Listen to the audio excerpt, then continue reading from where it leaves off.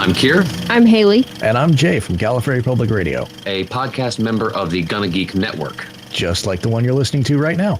The opinions expressed are those of each individual. Check out all the other podcasts at GonnaGeekNetwork.com. And get ready, because geekiness begins in 3, 2, 1. You are listening to the Starling Tribune, a podcast dedicated to the Arrow TV show. This guy gets more airtime than the Kardashians, right? This podcast is not produced or maintained by the CW, Warner Brothers Television, CTV, or DC Comics. All characters, situations, and stories are the properties of Time Warner. I am the Oracle, and this is your Tribune. Welcome back to Earth 2's favorite newspaper, the Starling Tribune. I'm the chief editor tonight. My name is SP, and I have two other reporters with me for this episode number 192 of the Starling Tribune, starting with Chris. You understand that I'm going to be punching people in about 60 seconds, right? It always happens that way. Just when you're trying to have a romantic conversation, all of a sudden you have to go punch people. I know that's not really what happened, but I thought it was nice to say. And our favorite reporter, Michelle. Don't be all Oliver Queen on me now. That's a verb now, Oliver Queened? I suppose. Okay. By the way, this podcast is recorded on Sunday, April 8th, 2018, live via www.geeks.live. That's right, SP, and this evening we'll be discussing Arrow, as well as news, interviews, and articles that have dropped in the last week that could, and very well will, impact future episodes of Arrow, as well as the greater DC TV universe, including The Flash, Supergirl, Legends of Tomorrow, Vixen, Constantine, and God knows what else. If you're new to the show, thank you for searching us out on the internet and joining us. After the show, you can check out our content at GonnaGeek.com, where you can also find other geeky videos, podcasts, and articles. Woohoo! That's it for the start of the show. Let's get into the meat of the content. Michelle, why don't you go ahead and break down the current Arrow episode for us? Yes, this episode is called Brothers in Arms. It's season 6, episode 17. It aired Thursday, April 5th, 2018. It's directed by Mark Bunting. It's been a first assistant director on 55 episodes of Arrow. So this is another example of somebody in-house being promoted to director. Has directed 2 episodes of Arrow. Written by Sarah Tarkoff, who has written 9 episodes of Arrow. And Jean Wong, who's been a script coordinator on 36 episodes of Arrow. And this is her first Arrow script. So relatively new team, except for Sarah Tarkoff being a writer 9 times now. So for the past week, we had a few CW superhero shows on, not a full slate, but a few. We had Legends of Tomorrow on Monday, the 2nd of April, with the episode titled Guest Starring John Noble, with actually John Noble. And it had a live rating of 1.23 million. Not great, but it's above 1, so yay. And on Tuesday, there was no Flash, but there was a Black Lightning episode, and it was titled Black Jesus, or Jesus, the Book of Crucifixion, and it aired to a live rating of 1.50, so that's more than Legends. So, okay. And then on Thursday, the 5th of April, Arrow aired this episode, Brothers in Arms, to a live rating of 0.87. We have now gone below 1. That is a new series low. Ouch. Yeah, ouch is a good way of putting it. We've said it before. They must get stellar numbers through the CW app and after the season through Netflix or something, because even on the CW, a sub 1 rating, it's generally not something that lasts for long. That's kind of funny that you say that, because we have news later on that kind of proves differently. Well, that news came before this ratings happened. Yeah, it's going to be interesting to see what happens next week. With the ratings? With the ratings, yes. Considering the news that came out this week. That's true. That's true. And I will go back and say that last week I did say that that was my headcanon series finale. I will stick with that until proven otherwise. So this rating doesn't really bother me personally all that much, but it should bother the show because that's a bad rating. And hopefully it was vacation, like spring break related, but who knows? We'll find out. In the meantime, let's get into the actual episode. Michelle, what was with the overall theme? Well, it's called Brothers in Arms. And first, it's actually a song by Dire Straits from the album of the same name. Some of the lyrics apply. I put a link in the show notes if you wanted to go read the lyrics. Soldiers fighting in a war are called Brothers in Arms. And I guess you can say the team is fighting crime. They're warriors of a sense. And Oliver and Diggle are supposed to be brothers, and brothers fight. I think that's probably what's going on. Oh, see, I was thinking that this was their attempt at saying they definitely wanted sleeves with their costumes. They did bring them back, actually. So this is just a reminder. Yeah. So that's what I thought, Brothers in Arms. Like, we want our arms shielded when we're out in the field. Makes sense to me. Yeah. Oh, okay. Sure, SP. Good analysis, though, Michelle. Definitely good analysis.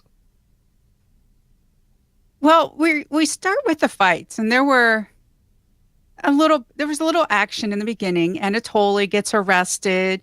It was nice to see that they did this in order to show that the DA and the captain of the police are actually in the pocket of Diaz. And the big fight of this episode is really between Oliver and Diggle. And it kind of starts, at first it seems like the boys are okay. They apologize. And Diggle, after talking to Lila, is like, okay, the hood is just a piece of cloth. I am Spartan. I do save people. But then they go to this cat's place, and a level Spartan charges in through the door. And of course, Green Arrow has to come in through the windows because we don't have enough broken windows in Star City. Hey, if you're a glassmaker, you're doing great business in Star City right now. You need to make a deal with the Green Arrow. Exactly. And then,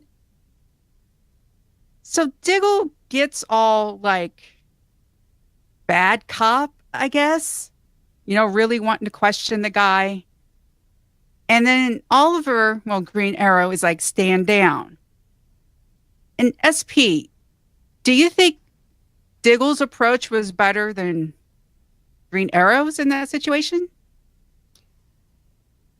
That's tough to say. First of all, you don't argue in front of the people that you're trying to interrogate because that shows weakness, and you're going to confuse the person that you're trying to get information from. So just by the fact that Oliver said stand down was a bad tactic. He could have tried to redirect the tactic and not told Diggle that he was not doing things right.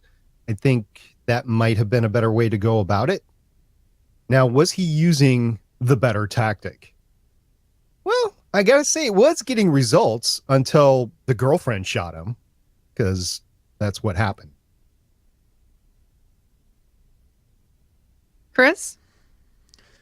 It's strange because Diggle's not normally the bad cop in these situations. Oliver's generally the bad cop. So it was an interesting role reversal because go back to the early seasons, generally Oliver that's screaming and yelling at thugs, you failed this city, threatening them, beating the crap out of them. So to have the calm and collected Green Arrow at this point in time and Spartan kind of in his face screaming and yelling, it was kind of a different transition into things. And I don't know that it was working, but we really don't know which was more effective. I mean, hindsight's 20/20 on these things. That they started down that path.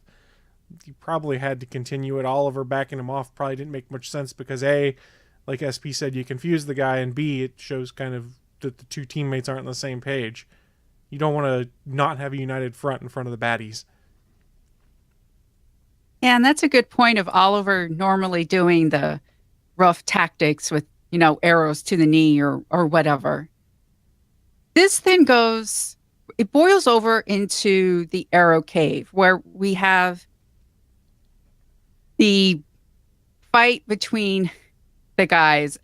my mom saw the promo for this because she watches the other superhero shows.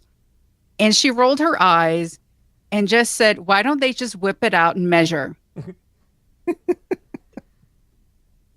And They might have gotten better ratings so that they did that. Might have been rated TVMA then too. yeah, because this is what's interesting is that after 6 years, we get this fight. And it starts a verbal thing. Diggle is accusing Oliver of wanting to be the Green Arrow for selfish reasons now. It's not just to save the city. He wants to bring Green Arrow for his own needs, for his own ego or whatever. And then he's like, he calls him a bad leader. It's like, okay. And then there gets down to the lowest blows, which I don't really know. That this is my problem. Diggle actually says you leave a trail of dead bodies. Okay, that is true. That is Oliver. Then says all your bad calls led to the mother of your son being killed. Yeah, that wasn't him. And then Oliver comes back with, hey, at least my trail of dead bodies doesn't include my own brother. And it was great delivery by Stephen Amell. That was icy cold when he said that. Yeah, walked up to him, really calm, really softly, right into his face, a couple of feet apart. At least it doesn't include my own brother. It was meant to hurt. Yeah, but it's no different than anything that Oliver has done over the years. It really isn't. And why I didn't understand why they had to do this in this episode. Really scratch my head over why this happened. Like the motivation behind it. Like, okay, so we've had the boiling up over the past few episodes of, dude, I don't understand why you're not letting me be the Hood, the Green Arrow. In the end, that doesn't really matter because you can be whatever superhero you want to be. I mean, if you can be the Green Arrow, then put on a blue costume and become the Blue Arrow. It doesn't matter. Yeah. Go out and do something. It was an abrupt transition from I've got to be the Green Arrow. I've got to be the Green Arrow. I'm really hurt over the fact I don't get to be the Green Arrow to it's just a piece of cloth, but you screwed up the mission and here's why. And it really frustrates me. He's like, because your focus is split, you can't do this anymore. He's been saying to him since the early beginning, you can't be the Hood all the time. You've got to have a life as Oliver Queen. And now that it's happening, it gets thrown back in his face at this point in time. It frustrates me a little bit because this is all built up on the premise that Oliver's been wrong all season, except he hasn't. He's been right more often than not. He's been right more often than the rest of his teammates in all these things. And in general, he's been the only sane one throughout this season. Well, not entirely. I mean, there was a whole let's spy on the other teammates thing too, which this show, and you said it a few weeks ago, Chris, this show has left me with nobody I want to root for. I mean, Dinah is no longer somebody that I really want to root for because of everything that happened with her and wanting to go against Oliver, even though she was clearly in the wrong. She wasn't even thinking in terms of the benevolency of the entire city. And we could go down a list of each character by character. There's nobody left that I want to care. Thea's gone. And that might have been the only one. And she's not coming back. So what is the reason why I'm watching the show? If I want to watch the show because I like characters, give me a reason for me to continue watching the show.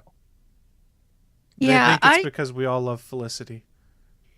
Yeah. And I'm not kidding. She's the only one that comes out smelling like roses in all of this.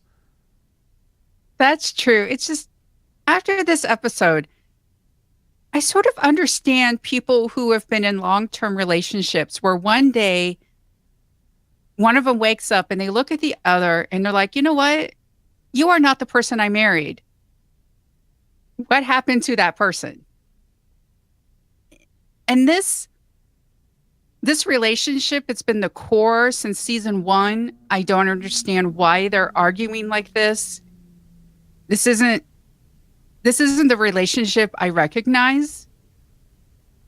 One of the things I've loved about Diggle is that he's been able to steer Oliver in the right direction all this time.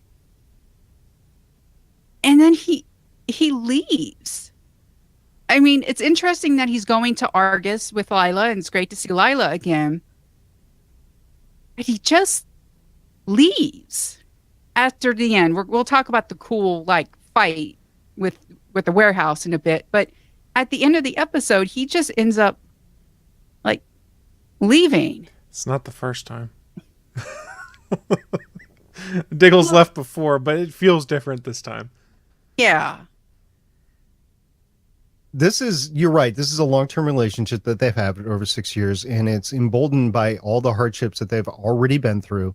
They've been at each other's side for a while. Diggle even married him. So I have a lot of issues with this, that it was built up incorrectly. And even Diggle in the episode said, well, I was having trouble really understanding the issues that I had. And now here they are. And we had never really seen them, but we had talked about them on the show over the past few years, but we've never had Diggle and Oliver Queen talk back and forth about it. I mean, the two actors might have talked about it in a panel or something like that, but not on screen. It was awkward. It came out of nowhere. And I understand story-wise. Now, big strategic season story-wise, I understand what they're trying to do. They're trying to isolate Oliver Queen here. And this is the way they chose to isolate him from Diggle. I really have to head scratch over this. This is not their relationship. Their relationship is thicker than this. Yeah, Diggle felt a bit out of character to me. I mean, because like I said, he's been saying since the early on days of, you've got to have a life besides the hood. You need to be more than just the Green Arrow. You need to, whether it was turn into your relationship with Felicity or with Sarah or with Laurel, go back through all of these things. He's always been telling him, you can't just be the hood. You can be more than that. And for it to come down in this episode to be like, you're living two lives and you're spread too thin, I want to be like, well, this is what you've been telling him to do. And it's what you should be doing too. We tend to forget that there's John Diggle Jr. involved in all this. You don't hear much about Diggle going off with his family. It's always he's in the cave and he's working with Oliver. And I felt like bits of his character were kind of forgotten to make this split between the two characters happen. And I don't know. It was played well by the actors. It just doesn't make as much sense to me based off how these two have been for 6 years, the relationship they've had developed, where they can have a conversation, they can exchange harsh words with each other, but it never really escalates to, I'm going to beat your ass because I'm mad at you because tensions have boiled over. It's always been, we can have rational, mature conversations. And especially in this episode, when you get a heartfelt, well-thought, well-spoken apology from Oliver as to, here's why I can't give you the hood. It's because it's a part of me. That was growth from Oliver. You never would have seen that. And to kind of get that thrown back in his face of being like, it's selfish of you to want to wear that hood, to call it a part of you because you're not focusing on the city. I don't get it. Why can you not have both? Why can you not have that be a part of you and also still want to save the city? They're not mutually exclusive. It was a little awkward when John Diggle kept on saying, you've grown as a person, but you're a terrible leader. I mean, it took a long time to get to the terrible leader. It was all, you've grown as a person, but you've grown as a person, but you've grown as a person, but, and then finally you're a terrible leader. Well, they're all terrible leaders in this show. Let's look at their history. But you did say something important, and I had really low expectations going into this show, this episode, as I was discussing last week. Last week's episode was the headcanon series finale for me when Thea left. But I have to say, going in with low expectations and then watching the actors deal with the material that they were given for the specific episode, Stephen Amell and David Ramsey did outstanding with the material that they were given. And my hat is off to them as actors. I think it's a story issue and a plot issue that was the real heart of why we're having some issues with the episode. Before the split, there's this great attack on the warehouse because the team is, of course, trying to get after Diaz. Diaz is making a lot of money off of Vertigo. And then on the other side, we have Dinah and Curtis, the clean cops that she got to arrest and then Tully, well, they became target. One of them died, and they ended up in a safe house. And so at the end of the episode, we have this really great, split between the action. And I want to start with the safe house. One of the tropes I'm really tired of is hiding behind a table during a gunfight. It was a metal table. It wasn't wooden. It was metal. So it was like one of those 50s workbenches sort of tables. So I could see that being an effective shield against a normal bullet. But if it's meant to be armor piercing whatsoever, the table's not going to help you. Curtis did have his gear on underneath, and that's how his boyfriend finds out that he's Mr. Terrific. In more ways than one. Hey-o. Woo! And then we see Dinah actually having to make an exit on the east side. I like how she sort of ran and looked over her shoulder and was like, okay. Is anybody watching me? Yeah, I saw that too. That was funny. Yeah, then she did her thing and it was like, oh, hey, look. There's this sudden At least opening. Someone's protecting their secret identity in this show anymore. Oh, but I have to admit, the attack on the warehouse was really cool.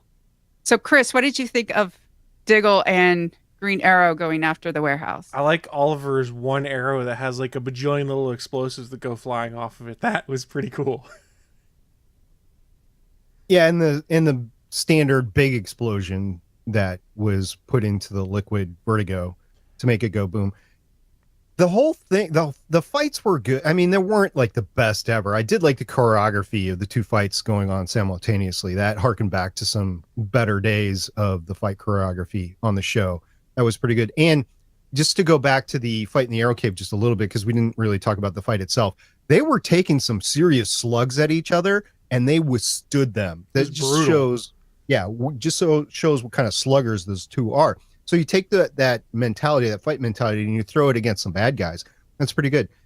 Now, I did have an issue where Oliver needed to be saved, and I guess it was just a numbers thing, which we've never really addressed this before in the series before this year. That too many. There's just too many of them. We couldn't go against. Oliver used to be able to take on 150 bad guys and still win. So I do have a little bit of an issue that he's League of Assassins trained. He goes into the warehouse and he still needs Diggle to watch his back at one point. So is that really the Green Arrow that we've known that has been trained over the past 10, 15 years? I don't know. He's soft now, SP. He's soft because he's got a family in these things. Well, I know he's soft because we haven't had an ab scene in quite some time. Oh, I Or a missed that salmon ladder. Oh, God, I missed that ladder. Really miss it a lot. I miss the ladies trying it too. Fair. I'll give you that, but Well, maybe when Sarah comes back for the season finale, she'll bring a salmon ladder with her or something. I don't that's know. right. We can dream. You just reminded me she's coming back. Oh, So, Katie spoiler Lotz. alert, we know she's going to live through the Legends of Tomorrow season finale tomorrow night. Well, no, we don't Yeah. necessarily time travel. She could come back in between the penultimate and the season finale I episode. suppose We don't you're know. correct. Good call. Yeah. good one. Well, let's talk about, because, okay, Diggle says oh my goodness, you're split, your mayor and your Green Arrow. Oliver has to do some mayoring this week. And he finds out that DA and the captain of police are in the pocket of Diaz, and he calls them into his office. And he's like, I know you are in leagues with the bad guy. Now, I haven't been in a manager position before, but I do know comic books. And it's they're working for the bad guy. Do you really think it's smart to upset them right away instead of trying to use them somehow? That's what I think he was trying to do. But he did approach it very confrontational.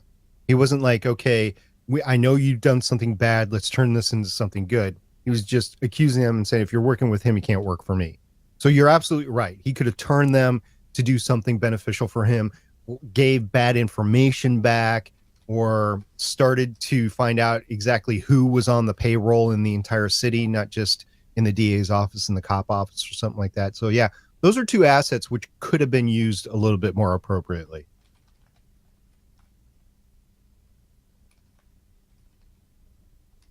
Yeah, that was disappointing. And that's going to bite him next week, which we'll talk about. So, Chris, how happy were you to see Lila? Because I was very happy to see Lila. I was happy to see her, and I like the fact that I played with the fact that she hadn't been on there forever. And she's like, well, I found something you left for me in December on my desk that when I was mysteriously hacked around the same time, and kind of didn't gloss over the fact that Diggle abused his relationship with the boss lady to get in there. But it was good to see her back. It was good to see her be a sounding board to have logic and reason applied to some of this stuff. But man, it's another reminder of Diggle's got a family, and we haven't seen that family in a while. Maybe we should see them more. They still live together, right? Yeah, they're married. She travels a lot, I guess. So my point is, it's April, and he stole the thing in December. And if they live in the same house at some point in time, they could have had a conversation. Well, the implication was she hadn't been to her desk since December. Evidently she was traveling or something like that was the implication I got. Okay. Yeah, that was kind of funny. And she's like, well, if you're breaking into my office anyway, you might as well work for me. It's always better to have the thief on the payroll than just stealing stuff willy-nilly. So Lila was good to have back. We haven't seen her in quite some time. And my mind went to exactly what is going to be their working relationship in Argus. Even if Diggle didn't leave the team during the episode, this is what I was thinking, and went to go with Argus. So I don't know if they're going to be like co-directors or he's going to be the chief of her security, which is kind of a little bit weird seeing those they're husband and wife. So I'm not sure how this is all going to pan out, but I'm sure it'll make sense, at least to the writers, the showrunners. It'll make sense to someone. We'll just see what kind of sense it makes.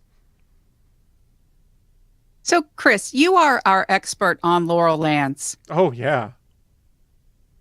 because she's your favorite. My favorite. I love Laurel, guys. She's the best. I was sad when they killed her. I shed lots of tears. Well, now you have her back in a way. What do you think of what she's been up to? That's what I think about that. So, in all seriousness, they're using the character at least, and now they're trying to blur the lines between Laurel from this earth and the evil Laurel we have here. Her somewhat father gives her old Laurel's law books and says, here, maybe you should look at these. And I'm kind of scratching my head going, she's a criminal. She's never really researched the law, anything like this. What You'd be surprised. You'd be surprised. There's a lot of criminals out there that know a lot about the law, but she's never studied it before. Yes, that really phrased that she hasn't studied the law before. She's not been a practitioner of the law. She's been a breaker of the law. And now she's magically, through a little bit of research in an afternoon, found a way to have the district attorney, who is a practicing lawyer, and the police captain who get fired, file charges against Oliver Queen and basically say, you're trying to impede our investigation into you. Very convenient. Well, it might be convenient, but I don't think that the DA and the chief of police were going to do anything. They thought to themselves, this is our way out. You know, we've told the line, we have served Diaz, and then we got found out, we got fired. So now Diaz can't harm us anymore. So Laurel comes up with this, Black Canary comes up with this neat scheme, and Diaz says, okay, you guys do this, or all that bad things that I was going to do to your family members, I'm still going to do. So it hauled them back in. So I can kind of see what happened there. Well, see, I looked at that more of a way of he'd be like, you need to find a way to fix this, or all these bad things I've promised to you are going to happen to you.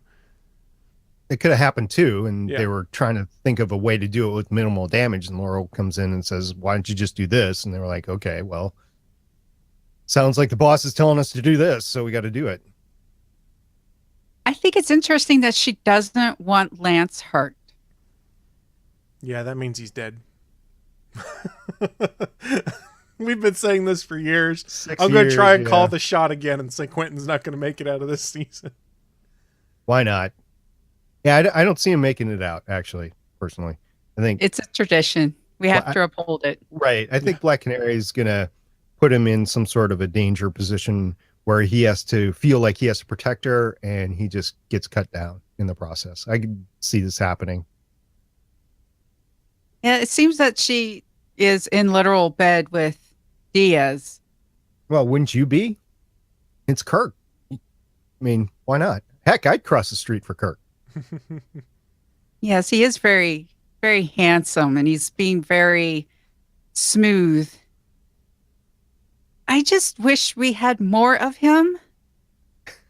I'm still trying to figure out how he got everything in place. Yeah, the lead up was thin for the new listener that might have not have checked us out before. We've commented on the lead up was thin to him taking power. And now that he is in power, okay, he's playing a formidable character, but how? Why? Well, how did he get to this point? I don't know.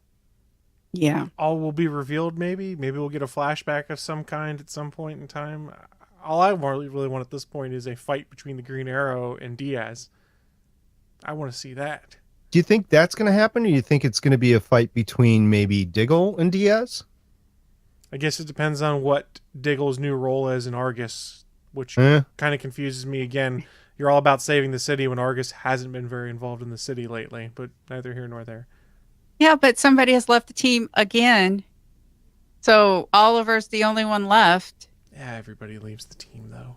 No. Oliver's not the only one left. He is, Felicity. Until we see the preview for next week. Right. True. But I'll never leave you. Right. Yeah. So Chris, you brought this up pre-show about who all has left the team.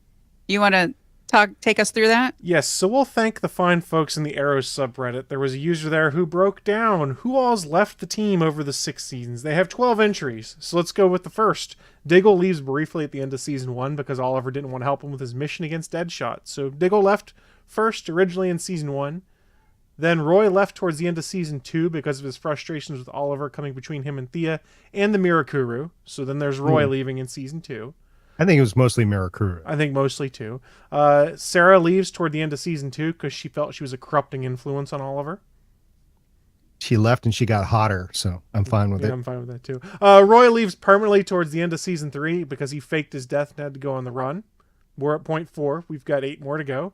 In 5, Oliver and Felicity leave at the end of season 3 so they can have their happy ending. Which they drove off into the sunset, which was meant to be the season finale. And Sure. you wanted to have that be your series finale, then you could, but we had 3 more seasons. Moving on to season 4, Felicity briefly left the team after she broke up with Oliver. Yeah, it's kind of hard to go on a superhero vigilante team with your ex. Next, Diggle and Thea both leave at the end of season 4. They're Wise both gone. choices for both of them. Yes. Evelyn left early on in season 5 by betraying the team. Yeah, we forgot about Evelyn. She was a character that existed, guys. We haven't talked about her in ages. Who was she? She was the other Black Canary temporarily with New Team Arrow. Okay. Well, yeah, she had the collar. That's how she got their attention. She was Artemis. Okay. That's it. Yeah. She was Artemis. That's right. Okay. My bad. Which next, we have not seen her body, so she could conceivably come back. She could come back. Next, Rory, a.k.a. Ragman, left in season 5 because he lost his abilities. And they said he would be back. They did. Then Oliver left in season 6 because he quit as the Green Arrow. We remember that one. Then, of course, New Team Arrow, Dinah, Renee, and Curtis leave in season 6 because they got spied on. And finally, babies. Diggle leaves in season 6 because he's disillusioned with Oliver's leadership. So actually, going through here, Diggle's kind of topping the list of people who've left Team Arrow. We just don't really realize it. And you could go early into season 1 and say that he's left the team quite a bit because Oliver lost his tail. That's true. If we want to go back that far, you could make that theory. Yeah, good list, though. Good list. So kudos to the folks over at Reddit for bringing that one up. I'll put a link to it in the show notes if anyone wants it. But it's interesting how this one feels different. Does that make True. sense? Yeah, this feels like a breakup that you can't come back from. Like a Yeah, lot of 'cause a those lot were of the some low blows. yeah, a lot of the other ones were okay. This is understandable, but there's a redemption way back onto the team. Like even this week with Curtis and Dinah, you could see them working with Team Arrow, at least in the immediate future. Specifically because they're now a bunch of vigilantes with the cops now. And the good cops that got fired, which we didn't discuss, but Dinah's got herself a team, basically. So, yeah, Diggle is the only one out of the bunch, and I'm like, not good. Well, I guess Artemis, just because she betrayed the team. But that was like a straight betrayal. This is like, you're my brother. You're my blood brother, and we're never going to work together again. That's tough. Well, I'm sure they'll wind up together again in some capacity. It just feels different. This list makes me realize how tired I am of the merry-go-round of at the beginning of the season, everything seems to be okay. It's very interesting to be a resident of Star City where it's like, oh my goodness, it's Christmas. Things are going to get awful right now. And then they're magically going to get better in the spring. But we get this whole... If I was a resident of Star City, I would take every single Thursday off. I would also be in Florida during the winter, too. But we're getting the same merry-go-round of something happens, Oliver gets questioned. Are we killing? Are we not killing? People have trouble with his leadership skills. And then he's supposed to learn something. And I really felt at the end of last season that after 5 seasons of this, it had been settled.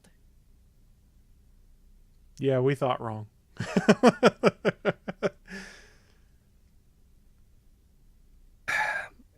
Yeah, I'm a bit thin on the show right now. Seems as though last week, once again, was my headcanon series finale.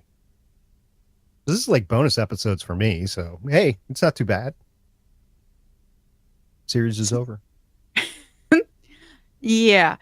Chris, any last thoughts about the episode? It was okay. I'm curious to see where they go from here. How are we going to ramp things up for a season finale? Oliver's on an island again by himself. A metaphorical Lianyu. Exactly. SP? I went into this episode with really low expectations, as I said before, so it wasn't that bad when you go in with low expectations. But that said, I don't want to have to go into it with low expectations. I want a really good show.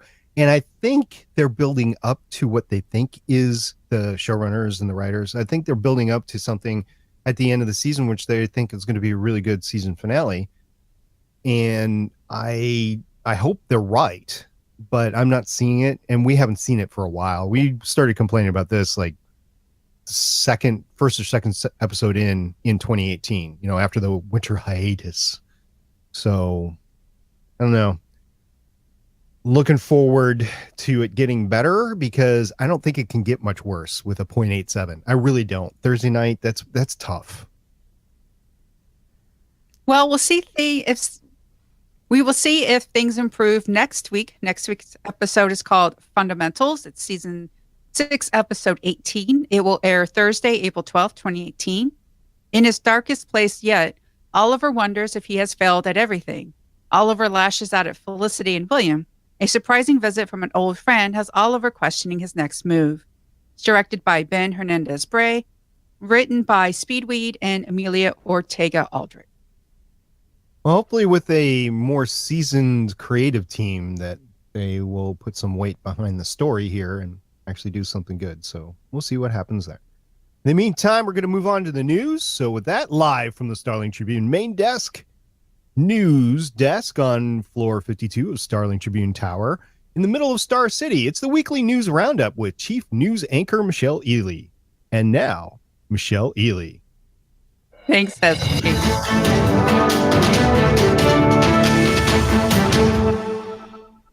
Thanks, SP. So our first bit of news is good news.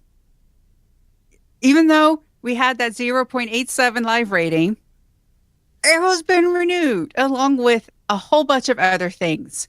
CW has renewed the bulk of its lineup. It has picked up Dynasty, Black Lightning, all of the big DC shows, Flash, Arrow, Supergirl, and Legends of Tomorrow.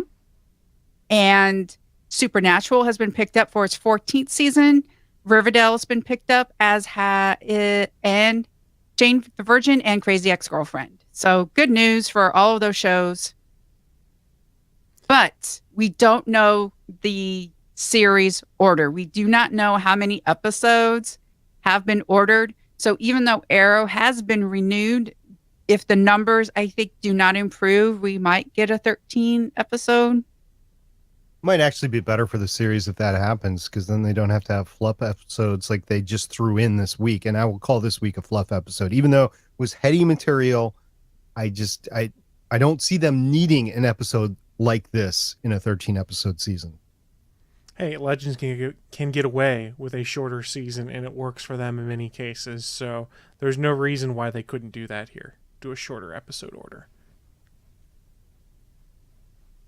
Especially since they haven't announced what they're picking up, because they seem to be really invested in the Charm and Roswell reboot. And we don't know about iZombie or The 100, because those are on now and The 100 hasn't premiered yet. So those are going to be announced later. I know they get 2 more hours next year, but they still have a lot of shows that they can fill those slots with. Oh, yeah. And I'm really hoping they don't spin around the schedule, for lack of a better term, where what they did this back half, where you had Legends Tomorrow take over Supergirl's time slot, air their run, while Supergirl went on hiatus for like 3 months. I don't like them doing that. Legends is my favorite, so at least it's getting burned out now. But if Supergirl is my favorite show, I'd be a little hot under the collar over the fact of, okay, we stop on a cliffhanger, and now I don't have any more for like 9-10 weeks as you burn off the rest of Legends. That's not a great way to keep your fans engaged. You don't keep that buzz building. A little bit of that was the Olympics. Not all of it by any means, but a little bit of that was the 3 weeks or so during the Olympics that I wouldn't want to have my favorite show airing at that point in time anyway. Even though it was a lower rated Olympics this year, who knows? If the men's hockey team was doing better, then that would have garnered a lot more ratings during those nights. I have an issue, like you said, with Supergirl, because that's going to be airing into June. And I do have an issue with shows that are supposed to be main season shows, which I would call September, October through May, running late into June. I think we will see ratings drops with Supergirl once you get beyond Labor Day weekend. I think you're right, but I think that gets us back to their point of, I don't think the CW cares as much as we think they should or do about ratings, because for them it's a matter of the number of viewers they get between TV, app, Netflix, all of those other things. I know we beat this drum a lot, but it's the only thing I can think why they would not worry so much about seemingly plummeting ratings on some things. That's fair. And I meant Memorial Day weekend, not Labor Day weekend. But yeah, that's completely fair. Unfortunately, we don't get to see the shares of online or the downloads or the plays or anything. I don't even know what to count them. And if they did, then it would be a more equitable thing. But it could be like podcasting, where you don't have a consistent number. How do you count the online streaming things? So they might not release those numbers just because it wouldn't be fair. Like somebody would say that they had 10 million views, when in reality that's just because you open the browser and it automatically played, and then you close the browser down within 5 seconds or something like that. That's fair. Whereas you count or don't count that, and you don't count it as a play until you're like 15 minutes in or something like that. I don't know. Yeah, and we also don't know how the Netflix figures into all of this as well. Because I know I work with some folks, the way they look at a lot of these superhero shows are, I wait until it's on Netflix and I watch it over a couple weeks, and they don't watch during the regular season. So I was telling one of my coworkers, just, well, when you get to Crisis on Earth X, you're going to have to split between the seasons. You're going to have to say, okay, I need to stop here and watch this episode of Supergirl, this episode of Arrow. You can't just watch one piece at a time because they all cross over like they should. So it's not unheard of. In today's world, there's a lot of folks who are just like, yeah, I don't care about the live TV airings. I'll wait until I can stream it all in one fell swoop. That's true. And I wonder if on Netflix they're going to, and we've talked about this before, if they're going to have a specific carve out for the crossover like they do on the CW app, or like they did on the CW app when all those episodes were still live. They're still in the season, but maybe there's another thing that you can go to watch all 4 of them. So if you're not a fan of any of the other shows, or you're not watching the other shows, you can at least catch the crossover in its entirety. I don't know. Yeah, I don't either.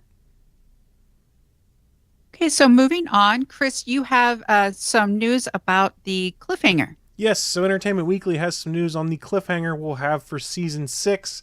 According to them, as Oliver continues to alienate everyone who loves him, expect to see more of the same in the season ender, though it may not end the way you'd expect. It's a very unusual kind of finale, EP Mark Guggenheim says. It definitely has a cliffhanger, but not a traditional cliffhanger. Last year's finale was a traditional cliffhanger. It was very much an, oh my god, what's going to happen? This is a different kind of cliffhanger. I would say it's somewhere on the spectrum of the cliffhanger of season 1, which was like, how is Oliver going to go forward? And the cliffhanger of season 5, and more on how Oliver's going to go forward. This, I think, falls somewhere in the middle. We have a few surprises up our sleeves. There's a couple of twists. There's a couple of things that we're doing that are not only very unexpected, but also unprecedented, not just for Arrow, but for the other DC superhero shows as well. So guys, what are they going to do that makes it a unique twist, a unique cliffhanger that we haven't seen before? I have a theory, but I'd like to hear your theories first. I think they lose. I think we get Mayor Diaz, and everybody is like, Queen was corrupt, so, hashtag because his hood. And now we get Diaz because everyone thinks he's restored order. And then we come back in season 7 and we have Mayor Diaz. And then everybody's like, maybe this Diaz guy is worse than Queen, that sort of deal. Maybe that could be completely different. They lose because Felicity actually says in this episode, in the end, we always win. Maybe this time they don't win. I like it. SP, you got any theories? Well, not as good as that, because that definitely makes sense, and it would continue on into the next year pretty appropriately. I've always questioned why the federal entities haven't been jumping in, because they should at this point with everything going on, or at least the state entities, right? What could happen? Well, let me back up just a second and say the cliffhanger in season 5, even though we were mildly speculating, none of us really cared what happened at that point, right? It was like, the biggest question that we have is Felicity going to die? And we all wanted Felicity to die, and Felicity came back. Chris, you called it. Felicity came back, even though you didn't want her to come back. So, okay, yes, it was a traditional cliffhanger, but we didn't, at least here on the Starling Tribune, we didn't care. What would be different? Could be something that's actually the same. He goes back to the blown out Leon Yu. That'd be interesting. I like that theory. So my theory, and this is one that Neil's going to like because he's floated it before, Mayor Green Arrow. He's publicly outed, and there's no undoing it at this point in time. Everyone knows that Oliver Queen is the Green Arrow, and we start to touch on some of the comic stories that we'd had before when he was publicly Green Arrow and Mayor at the same time. And if you think about it, for the world we have here, there's no publicly outed superheroes in this world. Now, secret identities aren't kept very well, but it's not public knowledge that Barry Allen's the Flash. This is everybody knows, and there's no putting the genie back in the bottle, and this is how we have to deal with it going forward. This is the I am Iron Man moment. Huh? Yes, exactly. Because Stephen Amell has talked about before, he wants to have his own I am Iron Man moment. So maybe they give it to him. Okay. That would turn it on its head, because you're right. None of the other shows are that way. So, yeah, interesting. But then he would go to jail. Maybe. Not necessarily. If he's acquitted. But if he admits that he's Green Arrow and he's under indictment for all of the crimes being Green Arrow, he would have to prove that even though he was Green Arrow, he didn't actually kill anybody. So our favorite FBI storyline from this year continues into next year, just like the Vigilante storyline did last year. You mean the storyline's basically been dropped on the floor for the last 5 episodes? Yep. Yeah. I wasn't sure which one you were talking about. Oh, my bad. I'm sorry. It's been a while since we lost the Vigilante, but yeah, the FBI, you're talking about the FBI. Yes. Although that came up at the end of the episode where he's under indictment. Yeah, okay. Well, those are all interesting ideas. Be interesting to see how this plays out and see how different it is. Of course, the writers have said that they were doing all these different things and all these wild things, and then all of a sudden it's just like, oh.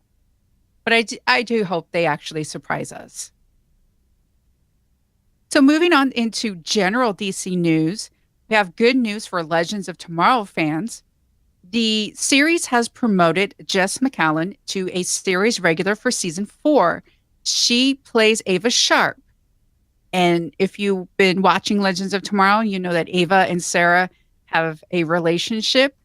And I think it's going to be interesting that now that Legends has been renewed, we're supposed to get Matt Ryan as Constantine next year. And considering that Sarah and Constantine had a moment, and Sarah and Ava are in a relationship, well, I hope that continues. Because I really do. I like those two together.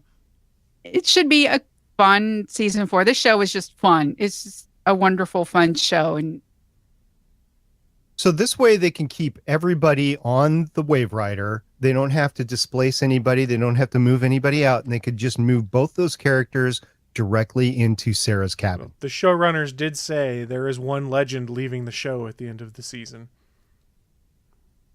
Amaya. That's everyone wants to think Amaya. I'm saying Rip. But he's already left. Yeah, he's still on the show though. Amaya is what they want us to think. Maybe I'm overthinking it. I don't really. Do we consider Rip to be a legend? I don't consider him to be a legend. I mean, he might be on the show, but I don't consider him to be part of the Legends of Tomorrow. Okay. I still say he's going to leave. That's my theory. I Okay. hope I'm wrong because I like the character, but Well, he has been kind of slighted the past 2 years of like, goodbye, we'll see you like 15 episodes later. yes. I think Arthur Darvill likes that because I know he does other things. I think he kind of likes being the guest star. It needs to be Amaya. I love the character and I love the actor who's playing her, but she is time displaced. And I know that they're messing with the timeline and they have to fix it. But eventually she does have to go back home because we need Kawasa and our current Vixen. Even if Nate becomes the baby daddy, even though he's not now, they eventually have to go back to 1942. Yep. We'll see what happens on it. No, I think she's right. I think Amaya's gone. That's what would make sense to do. But they like relationship-y stuff on CW shows. Yeah, well, you have Sarah and Ava. That's true. You might even have Mick and what's her name from the future? Zari? Sorry. Zari. You might have Mick and Zari. 2 totem bearers. Yeah. Yeah. That's a good one. So that wraps it up for the news. And we are part of the GonnaGeek.com network. And Chris, we have a lot of different podcasts, don't we? That's right, Michelle. There's 25 plus different shows on the network that cover a variety of topics. You've got us, the Starling Tribune. We're very much focused on the television show Arrow and occasionally Legends of Tomorrow when it's in the off seasons. And you've got other shows that are much broader in focus, talk about geeky news, the happenings that are going on that people might care about. So we cover a variety of topics, and there's 25 plus shows, like I was saying. We can't very well highlight every show each week, but what we can do is highlight one show each week and say, hey, you guys might want to go check out this show as well. And this week we're talking about episode 69 of the Super Geeky Playdate entitled Live at NanoCon. We hosted a panel at NanoCon called How to Make a Bad Podcast, and we get a great turnout. Plus, Maddie K returns.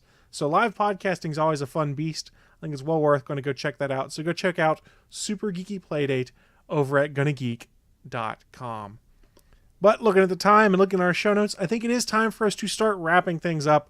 So a big thanks to the live listeners who did participate in the chat over at Geeks.live, but also to everyone who downloads the podcast from StarlingTribune.com or replays the video over at YouTube.com/GonnaGeek. And remember that you can always check our live recordings out at www.geeks.live at 6 p.m. Eastern, 3 p.m. Pacific on every Sunday.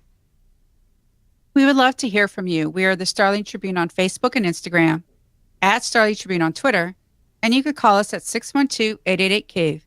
That's 612-888-2283. Well, this brings us to the end of another great episode. Any last words before we sign off? At Stargate Pioneer. Hashtag Brothers in Sleeves. At the Chris Farrell. Hashtag Super Magic Bomb Arrow. And I am at Michelle Ely signing off with hashtag Whip It Out and Measure. Oracle, I think we're done here. This was the Starling Tribune.